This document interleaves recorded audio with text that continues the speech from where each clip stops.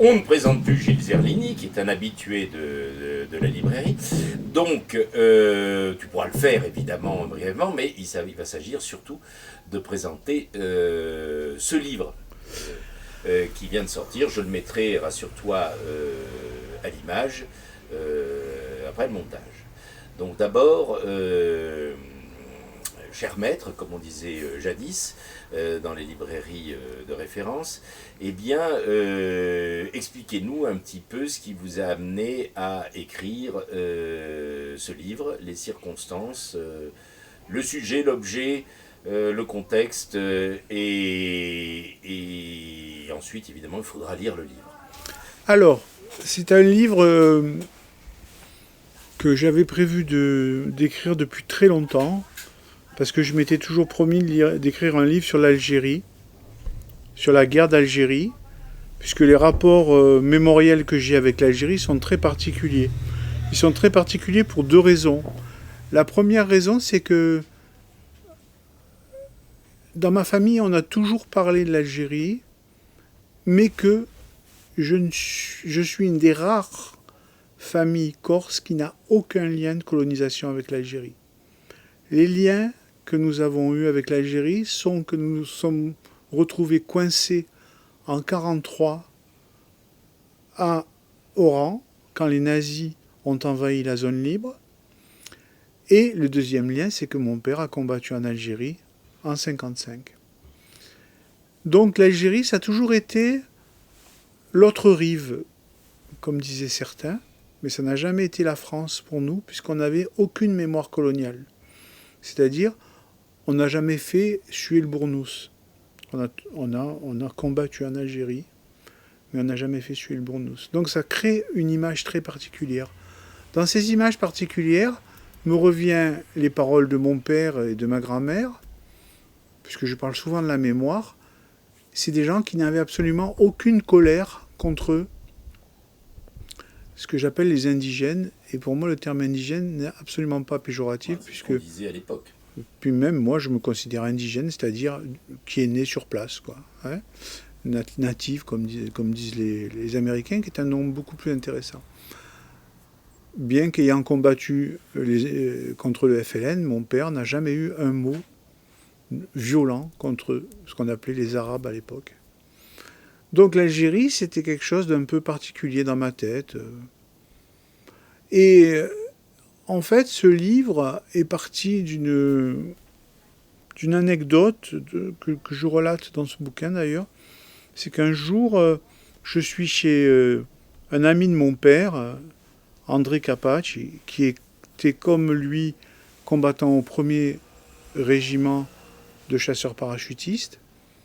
Et sur la table, il y avait des photographies. Et sur cette photographie, il y avait des hommes allongés, habillés en blanc, avec des capuches. Et ces hommes allongés, en fait, c'était ce qu'on appelait des musulmans, mais morts sur une centaine de mètres. C'était quand même assez étonnant. Ça ressemblait à pas grand-chose. Ça ressemblait pas au camp de la mort. Ça ressemblait pas au massacre de la Seconde Guerre mondiale. C'était très particulier. En fait, ces hommes allongés, c'était ce qu'on appelle les massacres de Philippeville, d'août 1955, où on a enfermé une partie de la population dans les stades, où on les a assassinés et on les a enterrés au bulldozer. Donc c'était une vision de la guerre d'Algérie un peu particulière, mais que je n'avais jamais maîtrisée. Et donc quand je me suis mis à écrire ce livre, qui se passe à Philippeville et qui relate le double massacre, puisqu'il y a un massacre du côté du FLN, sur les villages alentours de Philippeville, et une répression terrible du côté des Européens, avec l'aide de l'armée régulière et des colons pieds noirs qui s'en sont donnés à cœur joie. Voilà ce qui m'a fait démarrer sur cette histoire. Mais cette histoire, comme tous mes livres, enfin une grande partie de mes livres, démarre toujours d'un morceau de mémoire, une espèce de... un objet qui est chez toi et qui traîne, quoi, ce que j'appelle l'archéologie littéraire. tu trouves un objet et tu dis mais c'est quoi ce morceau de poterie? Et puis de ce morceau de poterie, tu reconstitues un univers entier et voire une civilisation. Donc Vestige. un vestige, exactement, un vestige. Et d'ailleurs vestige encore, ça se dit vestige et ça veut dire vestige, mais ça veut dire aussi trace animale.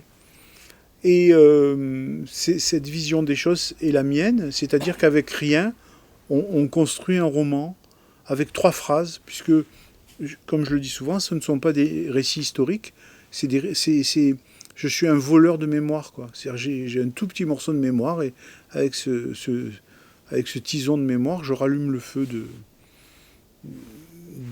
de la mémoire, tout simplement. Alors, évidemment, il y a des éléments familiaux, mais il y a aussi des éléments historiques. Les éléments historiques sont absolument terrifiants, parce que dans la ville de Philippeville, qui s'appelle Skikda aujourd'hui, il y avait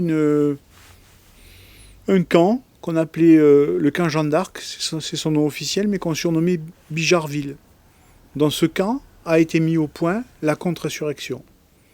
Cette contre-insurrection a servi en Algérie, où elle a fait des résultats probants, puisque, comme on le sait tous, la bataille d'Alger a été gagnée grâce aux méthodes de la contre-insurrection. Mais cette contre-insurrection, surtout, a été utilisée, transmise dans toute l'Amérique du Sud des années 70. C'est-à-dire que ce que j'ai découvert, ça par contre je l'ai découvert en écrivant l'ouvrage, c'est que la France a exporté sa méthode dans toute l'Amérique du Sud. Voilà. Y compris les Américains, dans leur école militaire, ils utilisent la bataille d'Alger, mais qui a été, et la contre-insurrection, qui a été quand même érigée au premier RCP à Philippeville.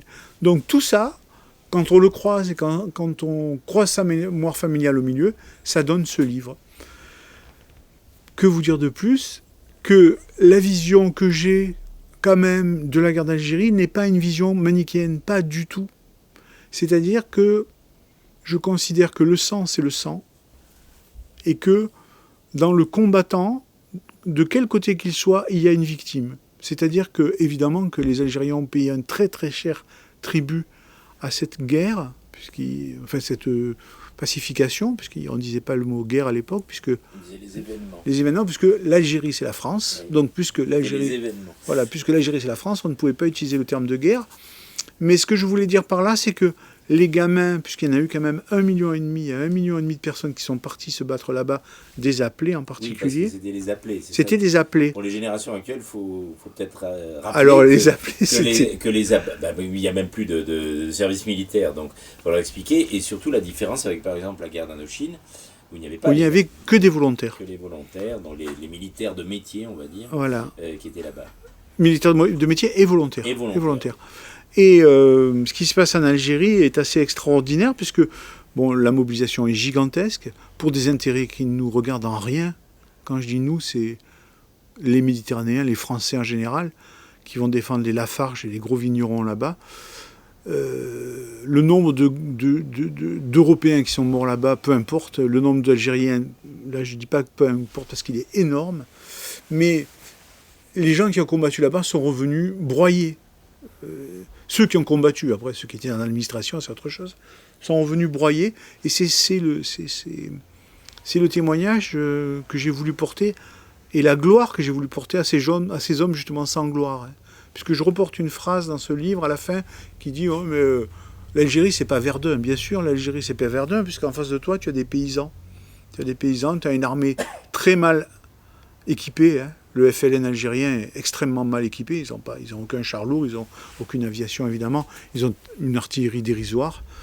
Donc évidemment, il n'y a aucune gloire à massacrer des paysans, et donc il y a une double souffrance de la part à supporter de la part des anciens combattants d'Algérie, puisque c'est une guerre sans gloire, une guerre injuste, et une guerre complètement déséquilibrée, quoi. C'était un peu de ça que je voulais parler dans ce livre. Alors, tu voulais parler de ça, mais tu as fait un roman quand même. Alors j'ai fait un récit avec un personnage. Alors mon personnage, il fait ce qu'on lui dit de faire. On lui dit tu tortures, il torture. On lui dit tu tires dans la foule, il tire dans la foule. C'est un appelé, c'est un soldat. Soldat, ça veut bien dire ce que ça veut dire. Il exécute les ordres. Mais quand on exécute les ordres de cette manière-là, on le paye très cher. Hein. Ça ne fonctionne pas comme ça. Je raconte souvent que les appelés étaient le lundi matin à Marseille. Ils étaient capables d'être 2 jours après sur une scène de torture. En ville, en Algérie ou à Constantine. Oui, parce que l'Algérie, c'est quand même proche. Non seulement de la Corse, mais du continent. Du continent. Donc on embarquait à Marseille. 2 jours après, on pouvait être au front. Hein. Sans aucune formation d'ailleurs. Ce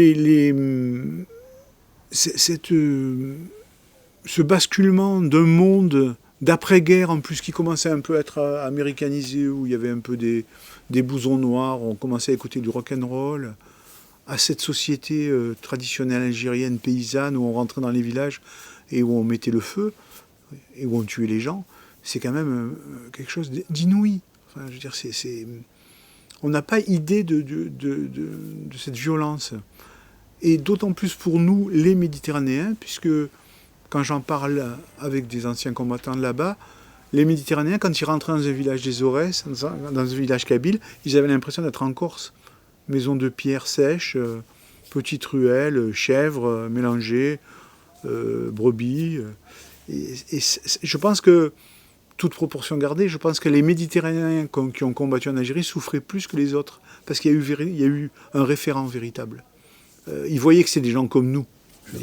Donc les Corses, tu as dit qu'il n'y avait pas le rapport, on va dire, colonial ou d'exploitation coloniale pour ta famille, mais il y a un rapport ancien de la Corse avec tout le reste de la Méditerranée, y compris le sud de la Méditerranée. Ah oui, bien sûr. Et qui joue quand même sur l'imaginaire. Il y a une chose extrêmement simple, c'est que les Corses sont quand même la main-d'œuvre de la colonisation française. En Indochine, je n'ai pas les chiffres, mais on va dire, en Indochine, il y a 2 personnes sur 3 qui sont corses. En Algérie, la proportion de Corses est gigantesque. Et la proportion de Corses dans l'armée française est énorme pour plusieurs raisons. La première raison, c'est que nous avons une tradition militaire en Corse depuis le XVe siècle. On a toujours été au service de Gênes, de Venise en particulier, ou de Rome. Et là, il y a une raison aussi qu'on a oubliée, c'est que la Corse est libérée du nazisme en septembre 1943. Donc, dès septembre 1943, il y a des milliers de jeunes Corses. Oui, c'est la première région française qui va être libérée. Donc, l'armée qui va aller en Italie et en Allemagne est en grande partie composée des troupes coloniales, algériennes, marocaines et sénégalaises, et de Corse et de Pieds Noirs, qui remontent en Italie. Donc ces gens-là, en 1955, sont toujours là. Ils sont là aussi en Indochine. Et évidemment, il y a énormément de Corses sur le front. Énormément. Enfin, sur le front. C'est pas un front. Sur le théâtre d'opération algérien. Alors, dans le bel article qui a été consacré à ton livre dans les lettres françaises, il est intitulé L'Apocalypse Now de Gilles Zerlini. Alors, c'est justifié à la lumière déjà de ce que tu as évoqué du livre, dans une certaine mesure, à ceci près que Apocalypse Now était lui-même tiré d'un roman de Conrad qui évoquait déjà les colonies françaises, ou plus exactement les colonies belges, puisque c'était le Congo, du Congo belge, où se situait l'action. Et toi, il n'y a pas de Kurtz, de personnages comme ça, un petit peu mystique, non, avec un caractère de parabole biblique. Il y a quand même pas ça dans il y a quand même Bijard et son camp, où il y a un immense drapeau, je ne sais plus si je l'ai mis ça, où il y a un immense drapeau noir, je crois, qui domine le camp. Il y a quand même une mission civilisatrice de la part de Bijard, si tu veux, dans sa tête c'est une guerre qu'il fallait gagner. Ils se sont pris une rouste 6 mois avant en Indochine. Il fallait gagner cette guerre absolument. Il y a une forme de mysticisme quand même, de revanche sur cette défaite d'Indochine. Ce serait la figure... Bijard, oui. Bijard qui serait l'équivalent du personnage. Non, parce que Conrad, mais je veux dire, ça c'est ce que y compris Coppola va construire, va retenir vaguement c'est très loin quand même du roman de Conrad, Apocalypse Now, mais il y a cette idée, une espèce de quête. Oui, mais moi je suis pas du tout. Mais il y a quand même l'aspect concret d'une guerre coloniale. Ça, oui. Ça, c'est propre au film lui-même. Ça, et des pérégrinations comme ça, de soldats perdus qui finissent par plus savoir qu'est-ce qu'ils foutent là. Non, parce que là, non. En Algérie, c'est pas des soldats perdus. Ça, c'est donc, il y a simplement le fait que on a des gens qui se retrouvent là, confrontés à faire la guerre à des gens qui leur ont pas fait grand-chose. Rien.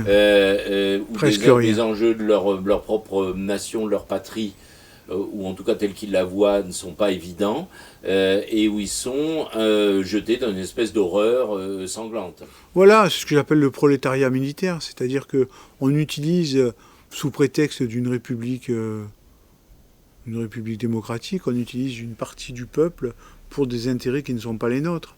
Alors bon, en 1943, évidemment, la guerre était glorieuse, il fallait se débarrasser du nazisme, c'était absolument fantastique. 1948, retourner en Indochine, qui était devenue une nation, et essayer de la soumettre, c'est déjà moins rigolo. Mais enfin, ils ont quand même quelque chose d'en face, hein, ils ont quand même du répondant en face. Algérie, c'est vraiment une guerre honteuse, mais à tous les niveaux, quoi. C'est-à-dire que même militairement, c'est honteux ce qui s'est passé en Algérie. Je veux dire que la confrontation est dérisoire. D'ailleurs, Bijard le dit, à un moment, il dit ici, c'est une plaisanterie par rapport à l'Indochine. Et les massacres sont au niveau de la frustration qu'a eu l'armée française à perdre contre des Niakoués, quoi. Ce qu'ils appelaient des Niakoués Ah, à ce moment-là. Bah, non, les Niakoués, c'était plutôt l'Indochine. Ouais, hein, voilà, non, mais contre des oui, d'accord. Mais attention, les officiers français en Algérie au début appellent les gens du FLN les Viettes. Oui, ils disent les Viettes. C'est très très mal. Donc c'est vraiment l'Algérie, c'est la revanche de l'Indochine. L'Algérie, c'est la revanche de l'Indochine. Pour eux, c'était la revanche dont ils vont être frustrés. Exactement. Bon, ils sont frustrés parce que ils considèrent avoir gagné la bataille d'Alger, ce qui est vrai. Et puis l'indépendance arrive, mais ça, c'est pas ça m'intéresse pas beaucoup. Tu conclus pas vraiment sur ça, non, j'arrête. Moi, je m'arrête en 56. C'est un roman. C'est un roman, et puis moi, je m'arrête. Un personnage, il lui arrive des choses. Il revient en France, voilà. Il est broyé. Voilà. Il est broyé parce que tu peux pas demander à quelqu'un de faire des actes. Parce que si tu demandes à quelqu'un de faire des actes comme des actes de torture, la violence se retourne contre lui-même. Hein. Bon, je vais pas décrire la scène de torture. Parce que c'est une scène... Je vais te demander de lire un petit extrait, mais pas la scène de torture. Pas la scène de torture. Voilà. Bon, tiens, je vais t'emprunter ton exemplaire, que tu pourras faire dédicacer quand tu veux. Tu veux que je lise un passage? Choisis.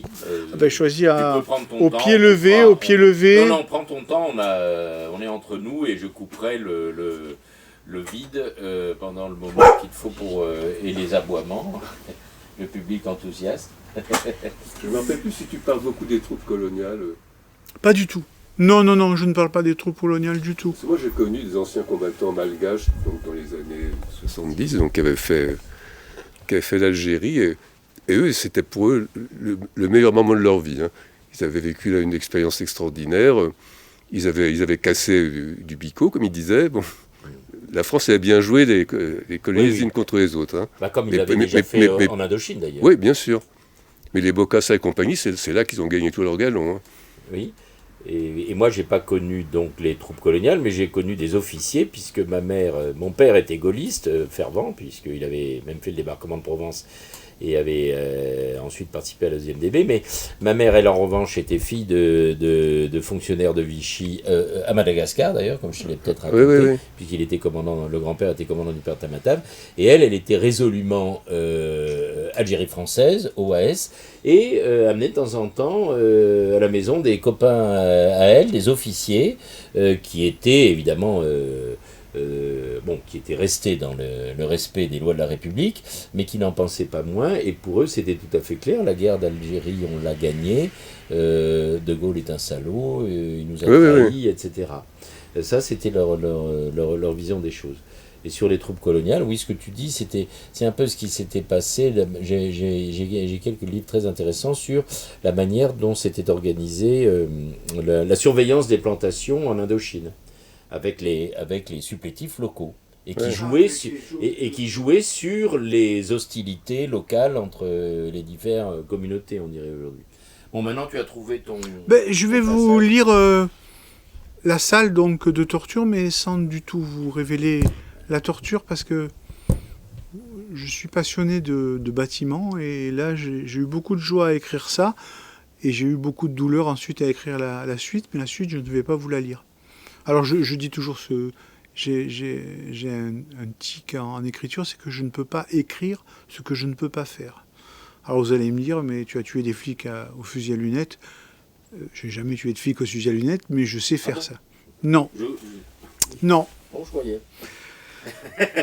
Donc je vais vous parler de l'écurie. L'écurie, en rez-de-chaussée, formait une seule grande salle, immense d'un seul tenant, prenant toute la base du bâtiment. Les ouvertures avaient été à demi enterrées lors de la construction de l'aérodrome, tant que certains l'appelaient la cave. D'ailleurs, elles avaient été comblées à la va-vite par des briques rouges posées à la diable, pour éviter que l'on entendît trop le cri des suppliciés. On y pénétrait par une porte basse sur le côté, en basculant sur 3 marches inégales pour y descendre.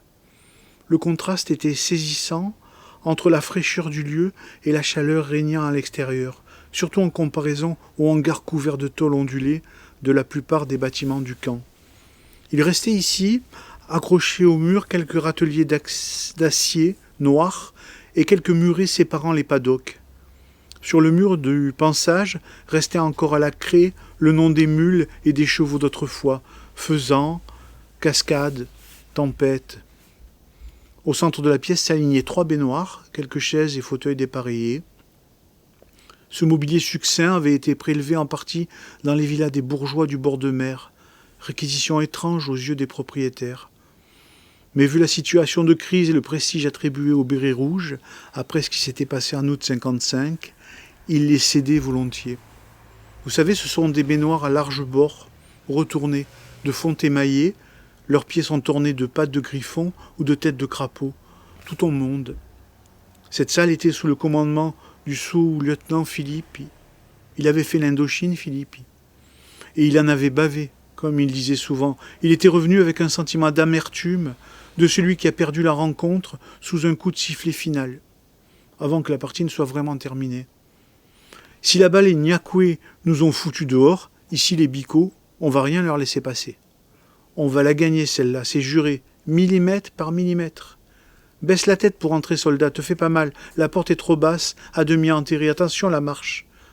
1, 2, 3, et voilà, nous y sommes.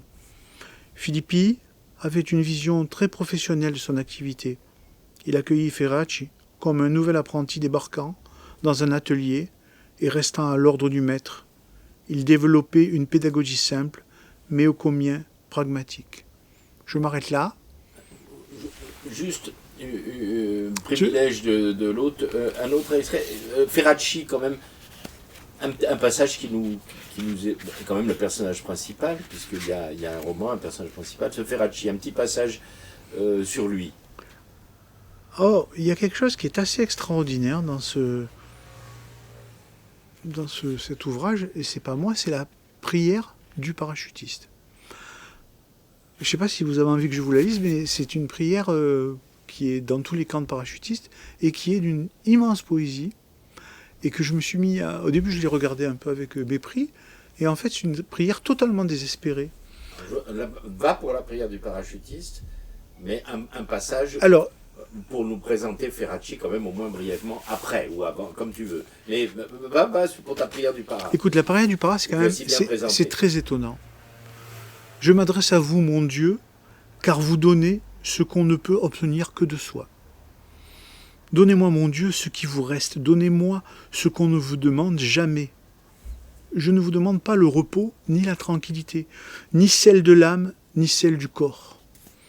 Je ne vous demande pas la richesse, ni le succès, ni même la santé. Tout ça, mon Dieu, on vous le demande tellement que vous ne devez plus en avoir. Donnez-moi, mon Dieu, ce qui vous reste. Donnez-moi ce que l'on vous refuse. Je veux l'insécurité et l'inquiétude. Je veux la tourmente et la bagarre, et que vous me les donniez, mon Dieu, définitivement. que je sois sûr de les avoir toujours, car je n'aurai pas toujours le courage de vous le demander. Donnez-moi, mon Dieu, ce qui vous reste, donnez-moi ce dont les autres ne veulent pas, mais donnez-moi aussi le courage et la force et la foi, car vous êtes le seul à donner ce qu'on ne peut obtenir que de soi.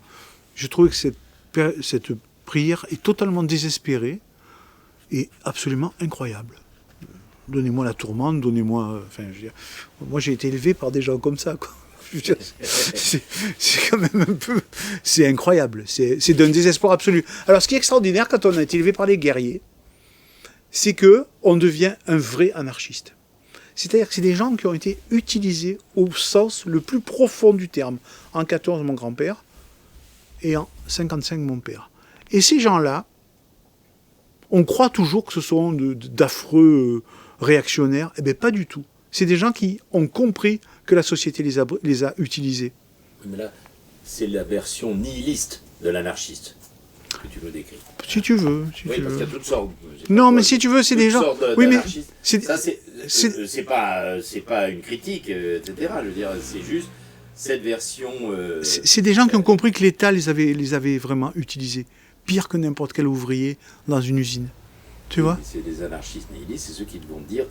C'est pas nous qui sommes nihilistes, c'est la société, c'est l'État qui est en face de nous, qui nous dit non. Ah, je n'ai pas une assez grande connaissance de la...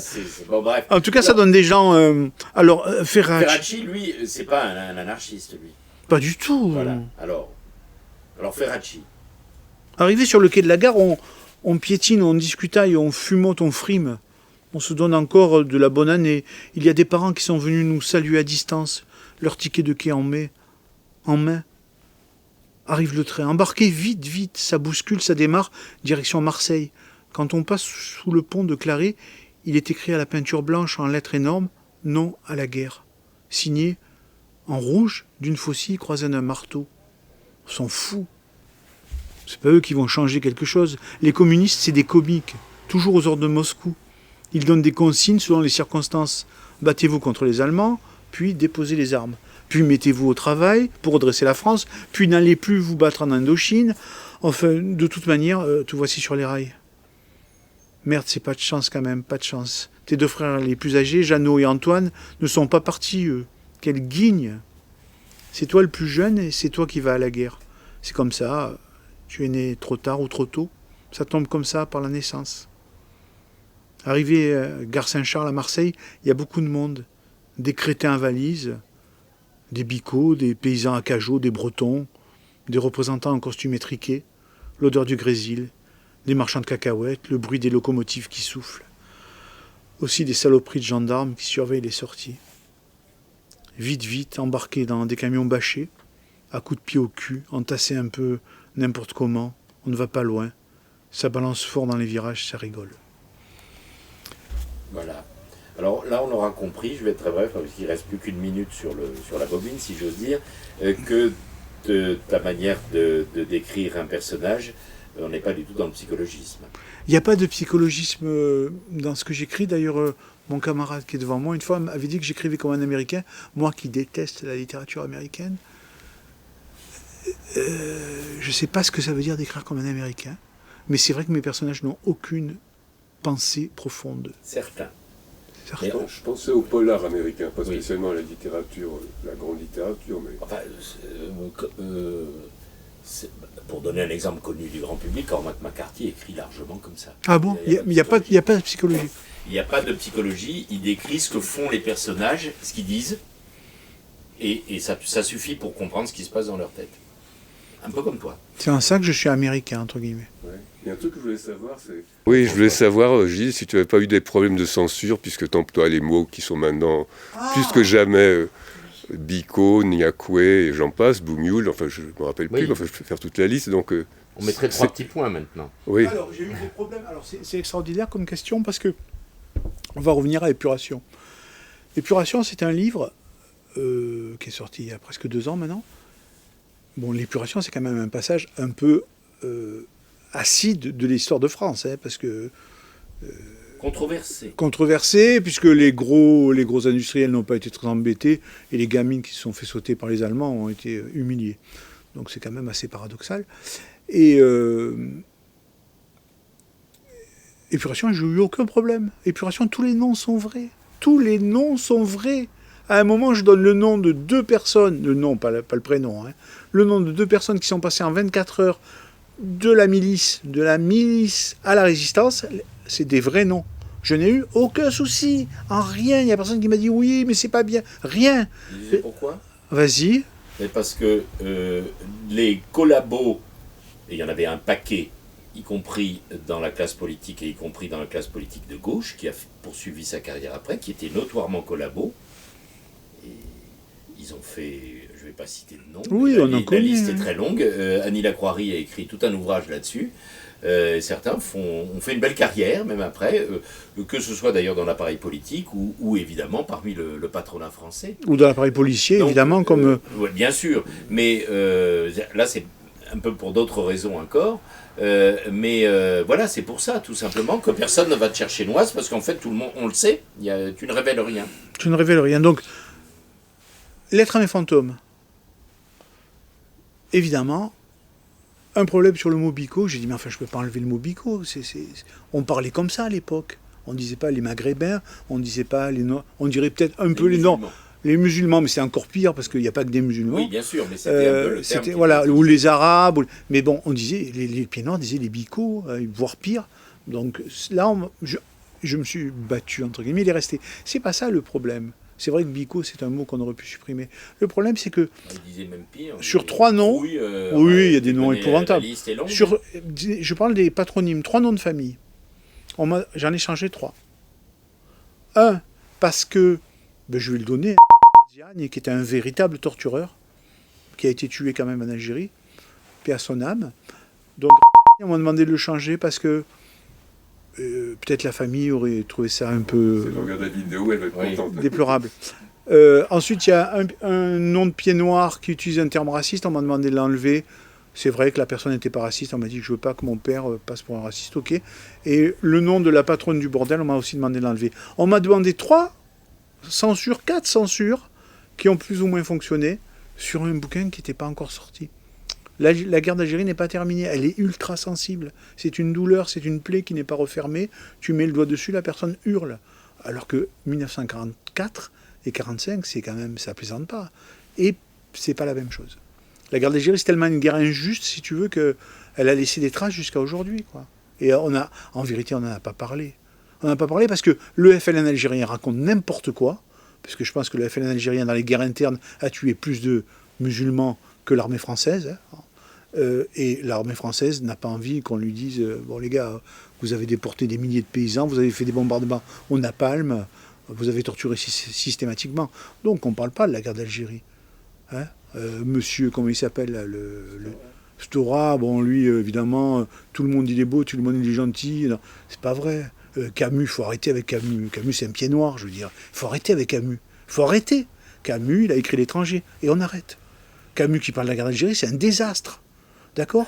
L'étranger, c'est un pied noir qui bute un arabe. Qui bute un arabe et qui est condamné à mort. Donc c'est un livre de science-fiction. Oui, c'est ça. Voilà. Oui, mais là, en tout cas, François s'en souvient. Moi, j'étais jeune comme lui, mais enfin, tu te souviens des polémiques entre Sartre et Camus, par exemple. À propos de la guerre moi, je m'en d'Algérie. souviens pas parce que j'étais pas. Oui, non, mais enfin, tu t'en souviens pas, mais tu en as peut-être entendu Oui, parler. oui, quand un même, petit hein. peu. Non, pas trop finalement, non. Mais si tu veux, bon, ce que je veux dire, c'est que La phrase de Camus, je choisirais toujours ma mère contre la justice, c'est la France de Dunkerque, elle menace, c'est un... Enfin, c'est encore pire parce qu'il se présentait comme moraliste en plus, anarchiste. Voilà, donc c'était... La position de Camus en particulier était critiquable et était dûment critiquée, non pas seulement par Sartre à l'époque, et on est devenu beaucoup plus indulgent aujourd'hui. Ça, je l'accorde. Totalement. Oui, beaucoup plus indulgent sur les grosses carences, pour ne pas dire, ou contradictions, pour ne pas dire pire, de Camus, en particulier sur ce qui lui tenait le plus à cœur, c'est-à-dire l'affaire algérienne, malgré tout. Donc voilà où j'en suis. Mais bon, c'est quand même un récit. Hein. Moi, j'ai pas envie de rentrer dans les histoires d'Algérie. Oui. Non, mais vraiment. Oui, non, c'est vrai. Il faut que tu rappelles que c'est un roman avec un personnage, avec un contexte historique. Voilà, etc. Avec un personnage amoureux ou pas amoureux. Il faut lire le livre. Hein. Il faut lire le livre. Juste que le lecteur sache que Ça n'est pas un essai pour dénoncer les crimes Ah non, non, non, non, non, pour moi, de la guerre d'Algérie. moi je connais la couleur du sang, si tu veux. Je disais ce matin dans une interview que, ça je le redis à nouveau, nous, quand je dis nous, c'est les Méditerranéens, on n'a pas la même vision de la mort qu'ici. Je prenais cet exemple ce matin. Moi j'ai un copain qui a pris une balle dans le cœur il y a 2 jours. Il est mort. Il y a 2 jours. Mercredi, je viens à son enterrement. Dans quelles circonstances? On l'a assassiné au fusil à lunettes. Un Corse? Oui. Ah, bon. Voilà. Mais ce que je veux dire, c'est que je vais à son enterrement dans 2 jours. Je veux dire, c'est aussi ma réalité. C'est aussi ma réalité. Si tu veux, le rapport entre la vie et la mort, chez nous, est encore resté très antique. Hein, je ne veux pas dire qu'on est des Grecs anciens, mais presque. D'accord? Donc on sait ce que c'est. Moi, je sais ce que c'est le sang, je sais ce que c'est la guerre, je sais ce que c'est l'assassinat. Vraiment. Je veux dire, c'est pas du roman pour moi. Évidemment que dans ce bouquin, il y a la période 90-95. Quand je dis à un moment, tu sais pas le matin quand tu te lèves si ta journée va basculer. C'est ça. Cette période 90-95, il y a des gens qui sont morts, on ne sait même pas pourquoi aujourd'hui. Ils étaient au mauvais moment, à la mauvaise heure. Ça, tu vois? Puisque nous sommes là pour présenter Gilles Zerlini, sa vie, son œuvre, je ne vais pas en dire plus, mais j'invite le lecteur, malheureusement le livre, il va peut-être falloir le réimprimer, à lire son premier ouvrage en particulier. Alors mon premier ouvrage... Mauvaise nouvelle, pour en savoir plus sur la période... il y a eu un passage, oui. Oui, 90-95 que tu évoques. Voilà, Mauvaise nouvelle qui est également du roman. Qui a été édité par un individu qui est dans la salle ici, je le remercie encore une fois, plus de 10 ans après. Oui, 90-95, c'est notre guerre de 14 à nous, on s'en est pas remis, quoi. On s'en est pas remis. Disons 2 mots quand même, puisque... 90-95, si tu veux, c'est... Bon, si on veut aller très loin, tu peux faire la filiation entre la guerre d'Algérie, l'OAS et les premiers soubresauts du nationalisme. Oui, bon, d'accord. C'est risqué aussi. Non, il faut que j'en parle pendant des heures, c'est risqué, c'est trop compliqué. Ce sera un prochain roman, peut-être. Alors, dans mon prochain roman, qui s'appelle... Non, enfin, moi, quand je dis prochain, c'est que je travaille sur 3 romans, là, hein. Dans un des prochains romans qui s'appelle Les années perdues, le personnage évoque quelques moments de sa jeunesse. Et dans les quelques moments de sa jeunesse, il y a la montée du nationalisme en Corse. C'est pas vraiment la Corse, mais il y a la montée du nationalisme, il y a la lutte armée, quoi. La lutte armée, c'est un fondement de ma pensée. Je veux dire, c'est ma jeunesse. Et pour ce que vient d'évoquer François, c'est-à-dire les rapports quand même avec des fascistes, appelons-les par leur nom, parce qu'il y en a quand même quelques-uns au travers de cette histoire. Non, ça, tu ne l'évoqueras pas. De toute façon, je ne te demande pas ça de le faire. Ça ne m'intéresse pas, moi, cette dichotomie entre les bons et les méchants. Ah non, mais c'est pas... Non, mais moi, c'était pas pour une dichotomie, c'était faire la filiation entre... Oui, évidemment, les gens rentrent d'Algérie, il y en a une partie qui était à l'OAS en Algérie, ils savent manipuler les plastiques. En 65, les premiers plastiquages sont faits par les anciens de l'OAS, évidemment. C'est une évidence. C'est une évidence. Après... Enfin, en tout cas, c'est un fait. C'est un fait. Après, moi, je n'ai pas envie de distribuer les bons points, les mauvais points. Par exemple, j'ai lu un bouquin sur l'OAS et je me suis rendu compte que à Oran, qui était quand même la capitale de l'OAS, hein, il y avait beaucoup d'Espagnols et qu'une grande partie des Espagnols étaient d'origine républicaine, quoi. Tu vois, c'est-à-dire que c'est très compliqué l'Algérie. Hein.